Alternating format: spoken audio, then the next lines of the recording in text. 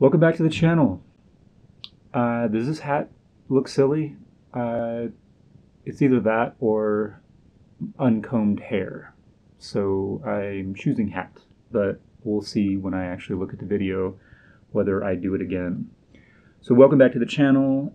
Today we are going to be taking, I don't know what's going on with my voice. Today we're going to be taking a look at Sony A7S II. A camera that has been heavily covered on YouTube. So I don't know what I have to offer that's any different than anybody else, except for I'm coming to the party late, and this camera's been out since 2015, and it's a refresh of A7S, which basically just added improved low light capability and internal 4K recording. So just a little bit of background. I started a graduate film program in, what year is it? I guess fall of 2016. So I'm in my second full year. Anyway, and this was the camera that I got just over a year ago now to pursue a newfound career, study, whatever you want to call it, in filmmaking. Before that, I was using a Nikon D3300, which is an old DSLR that I had. There's obviously tons of limitations with that camera in terms of video functionality and overall video quality. So this is the camera that I upgraded to, and I've used it pretty extensively over the last year, and I love this camera. I've gotten to use a variety of different cameras since I started the film program. I don't know, there's something about the Sony A7S II that in 2018 I would wholeheartedly recommend this to people who are looking for a video camera. And it's also a hybrid camera, so this is a full frame 35mm sized sensor. So if you're doing photography, this gives you the capability to take really awesome photographs and videos in one camera. There's a lot of competition. So Panasonic obviously had the GH4 prior to the Sony A7S II's arrival. Panasonic kind of led the charge into 4K internal 4K internal recording.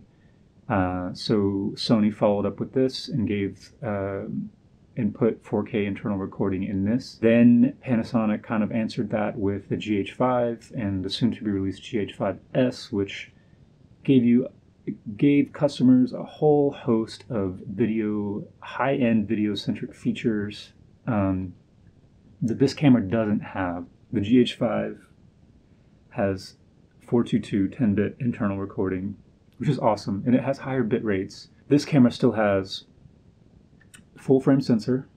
You get a greater flexibility and a wider range of lens options, I think, where that camera immediately has a 2x crop factor. So say you want to shoot wide angle, you have to get the widest lens possible to get a wide angle look with that camera, because you're introducing the crop factor. Focal length of any lens on a full frame camera is that focal length, no crop factors. So you take all the math equations out of it.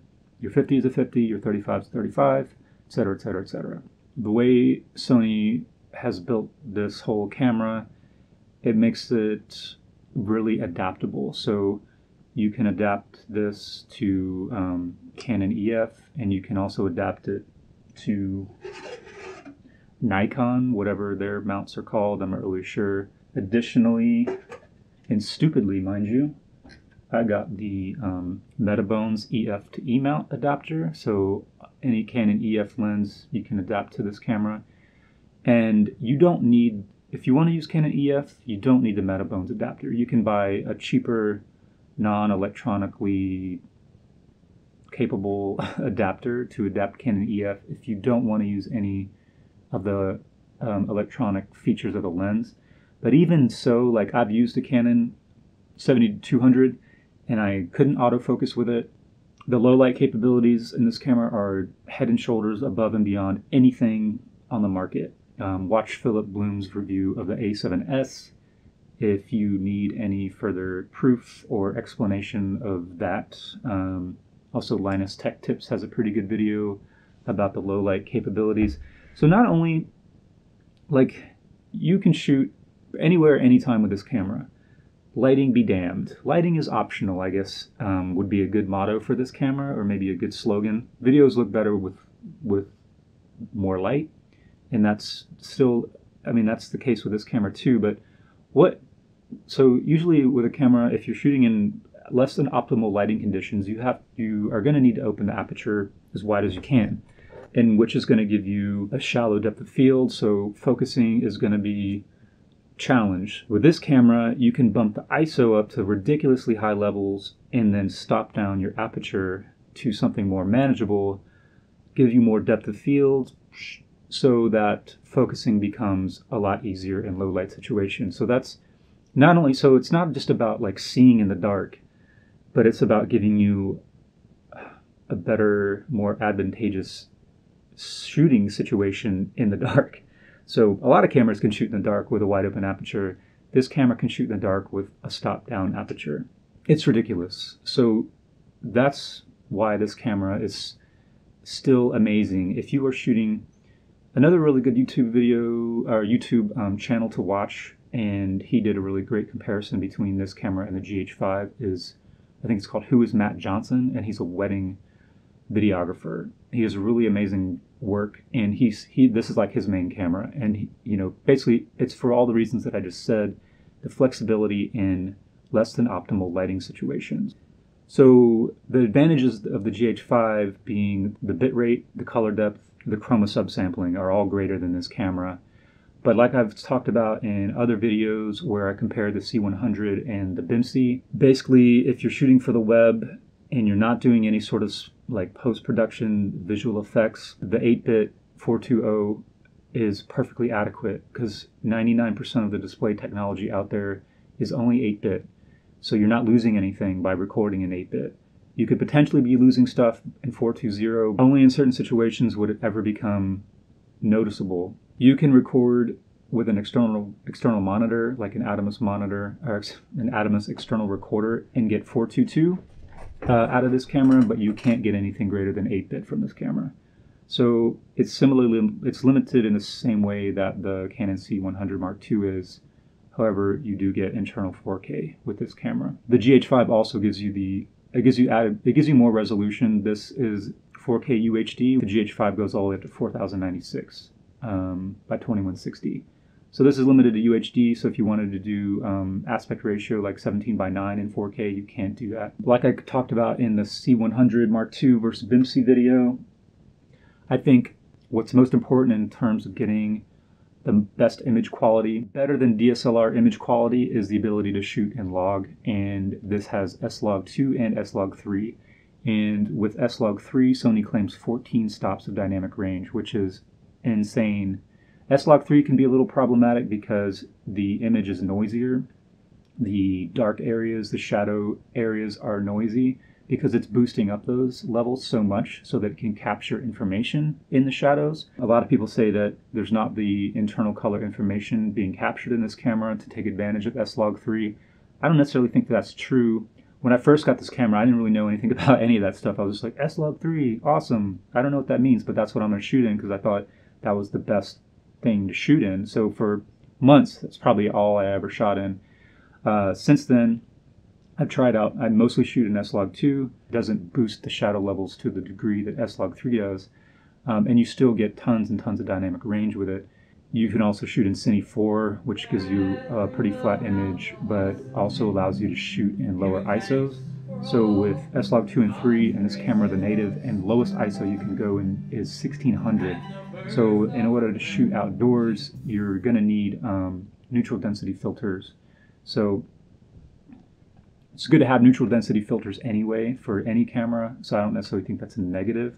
Something about the full frame look. Obviously the depth of field can be super, super shallow.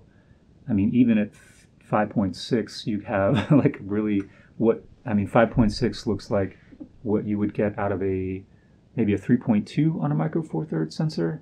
There's just a bigness, it's bigly, to use a Trump term. It's big league, no, big league chew. I don't know what I'm saying. There's a fullness to the image from a full frame that is possibly there with a smaller sensor. So let's think about it. So some filmmakers, big budget filmmakers like Christopher Nolan, he did Dunkirk on 65 millimeter film, and Quentin Tarantino does that as well, like The Hateful Eight, and probably more of his films were shot on 65 millimeter IMAX format, basically. So why do they shoot on those huge pieces of film? They think that there's something about the quality and the dimensionality of the image.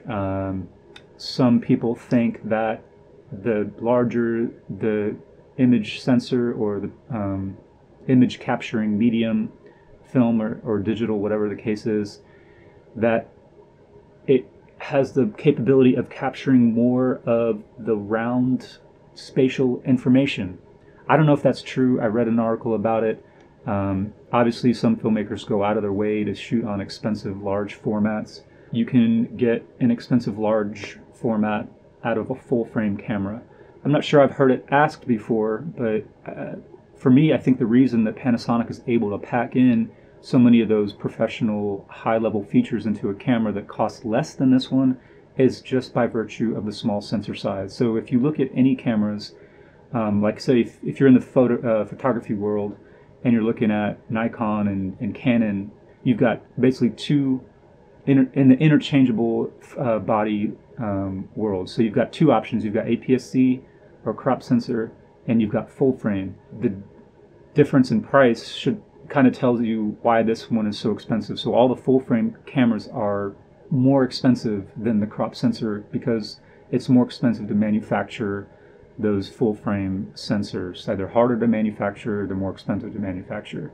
So that's why Panasonic can put all those features into its cameras, because it's easier and cheaper to manufacture the Micro Four Thirds sensors.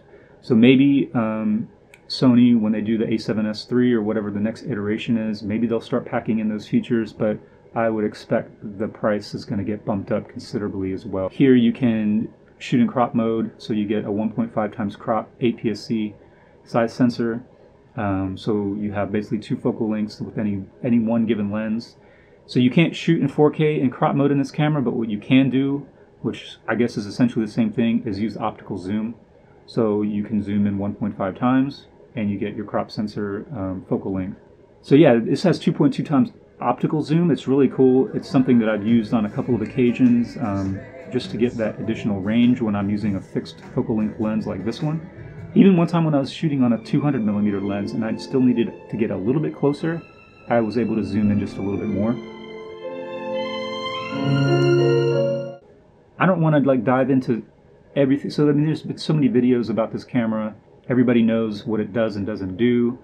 Everybody knows the battery life is crap. It is, you know, I have 4 batteries. Luckily it comes with 2. And I got a couple of knockoff third-party batteries to extend the battery life.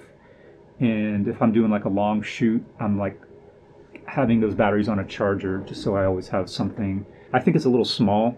So I mean, that's a blessing and a curse. For me, my hands don't quite fit on the body of the camera.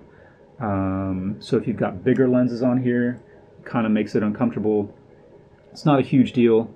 It's got internal image stabilization, which is really fantastic.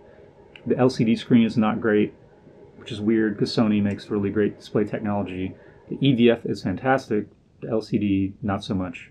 So I've always had a hard time getting accurate focus with the LCD screen. That's just a problem with the camera. I'm not going to deny it. Not going to say it's not there. Record button's crap. I just remapped the record function to C3. It has tons of customizable buttons and functions and kind of negates the complexity of the menu a little bit. Assign all your most used functions to the programmable buttons. There's a lot to learn. So I think I said about the BMPCC, maybe it's not the most practical camera in every situation, but it's a fantastic tool to learn on and learn with. Like it's going to introduce you to a lot of things that you wouldn't be exposed to if you're shooting with DSLRs. Same thing with this camera. People say that Sony color science is a little bit unflattering. It skews towards green. I mean, you can change all that stuff. You can change it in camera. You can try to dial out some of the green. You can change it in post. Sony lenses are not the greatest for videography. They're focus by wire, which is terrible. I don't know what the deal is with focus by wire. Autofocusing is pretty decent with this camera if that's something that you need. It's kind of smooth, like it doesn't like jump back and forth. It kind of like it eases into it, so it's kind of like a natural focus pull.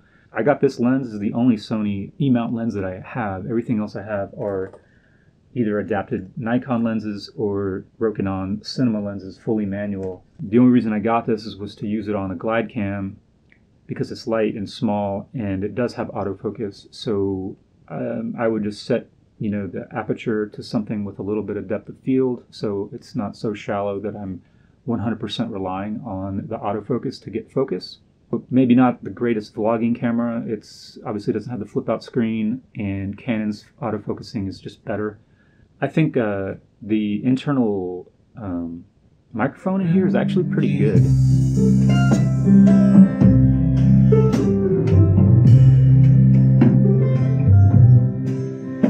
Well, they call him my Prince of Peace, and they call him my Savior.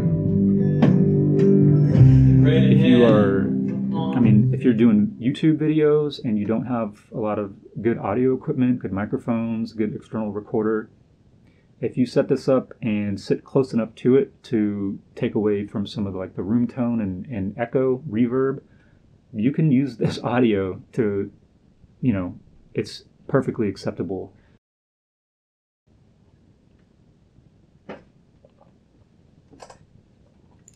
All right, so one problem that I had with the camera is, I don't know if I mentioned it before, but the small form factor. It's a little bit uncomfortable to hold just because my hands don't fit on it very well. So there are a couple options for that. One, Sony has an external battery hand grip extender thingamajig, so you can basically plug two of the batteries in and extend your battery life and also make the camera bigger and easier to hold. That is about $200 some. Or you can do something like this. You can get a camera cage. So this one has this very nice Brazilian walnut hand grip. I don't know if it's really Brazilian walnut, I just made that up. Or maybe I didn't, I don't remember. With that, you also get a whole lot of extra functionality with that. So it really just depends on what you need. If you want to make this like more of a professional prosumer type camera, Sony also makes an external XLR recorder. So that plugs into the hot shoe on top of the camera. I think that's like $700, which is a lot of money, I think, for what's essentially this. I don't know, like that thing is really cool. Like maybe it's a lot easier to adjust levels with than this external recorder. It does give you the same functionality. 2 XLR inputs. So I guess it's just up to you. Obviously that'll be contained on your camera and you don't have like an extra thing to try to figure out where to put. A cage like this gives you a whole bunch of mounting options, so you could potentially mount this somewhere on the cage. There's some different options as far as making the camera more capable. This has 2 15mm rod holes, so you can do put follow focuses and matte boxes on this too. Speaking of follow focuses, one problem I think I've seen, and I think it's a result of the full frame sensor, is focus breathing. So I did a video about focus breathing, or I actually did a comparison between Rokinon and Zine cinema lenses, and one of the things that I tested was the focus breathing. And I used this camera, and I also used a Blackmagic Ursa Mini, and the focus breathing was much more pronounced on this camera than it was with the Blackmagic. So I think that's a product of the full frame sensor.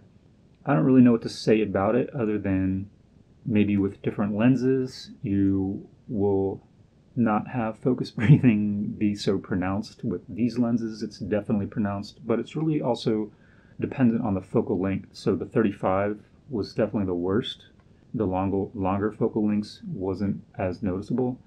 With my BMPCC, I haven't noticed focus breathing to be an issue. So I don't know, like I said, if it's the sensor size or I don't know. Is this bothering you? I don't know if it's the lens and sensor size or some combination thereof. One thing that I haven't seen a lot of people talk about, but one thing that I've seen a ton in videos with this camera is dust on the sensor.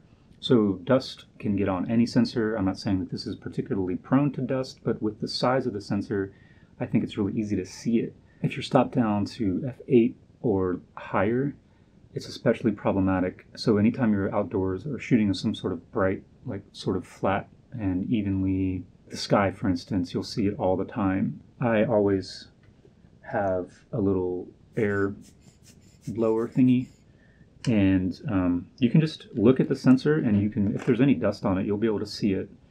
And you can just shake it and then, or just blow some air on it and then just shake it out. And that usually takes care of it. You know, you can get little cleaning swabs and just wipe the dust off with some sort of liquid solution. I've done that a couple times too. If it's just dust, you can get rid of it just by blowing air on it and letting the dust fall out. Don't blow on it with your mouth because you'll just spit on it. So it's just something to be aware of. If you watch a lot of YouTube stuff that's been shot with this camera, I swear, if you pay attention to like especially sky, you'll see dust on so many videos. People want to know what's the best camera. Whichever one you have, that's the best camera. Like I said, I shot with the Nikon D3300, and you know, there was some cool things that I shot with it. And there's this one kid who's in my program who only ever shot with a Nikon D3200, and that's all he ever shot in, and that was perfectly fine with him. He knew the camera. I think he was even using the kit lens, and he was like, I don't know, he was like a film buff. Like this dude knew more about film than anyone else.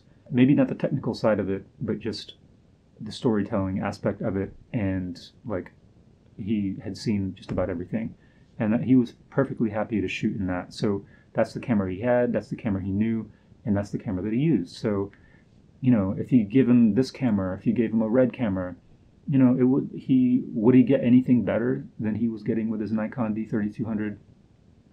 I don't know. I don't know, but really the camera that you have, the camera you're comfortable with, that's going to be the best camera for you. So now that we've moved fully into the digital realm, we're going to be chasing specs forever, because every couple years there's going to be new technology and higher specifications. Really it comes down to budget and need. And if you want to be always chasing specs, then that's, you know, that's on you, that's up to you. At some point you're going to have to actually use the camera that you have. And the more important thing is, like, what do you do with the camera?